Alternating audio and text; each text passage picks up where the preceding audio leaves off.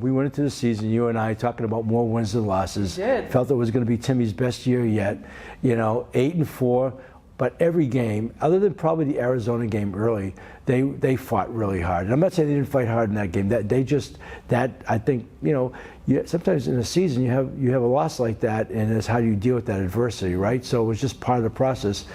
8-4, open up beating Stanford. Now going to play Cal, marquee teams with a local kid who's their star quarterback, with the former head coach at UH who's now had at least the interim opportunity to coach in the game. It's storybook. It's going to be a great story even nationally for ESPN. I mean, if I was back in the broadcast booth, there's a lot of anecdotal stuff to talk about, And so it's fun, and I think it's going to add a certain dimension. So it's finally, all of a sudden, I feel like the Hawaii Bowl, which I was at last year, I went to it, and watching two teams not from Hawaii was not like the greatest thing. You don't even recognize the people in the stands. It's kind of like, it was odd, but I went there out of support for it.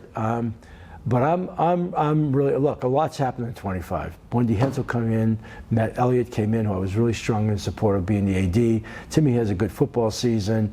There's been other indicators there. And now all of a sudden the Hawaii Bowl, which really was on life support locally, candidly speaking. I mean, I think it was a lot of money being bet out there. The ESPN will just drop this game. They didn't want to drop the game, I've talked with them, but the relevance. Suddenly now, this thing, which is such a treat, not only is Hawaii returning to play in a postseason bowl game, but we've got this incredible sort of rivalry, if you will, or interest. It's very cool.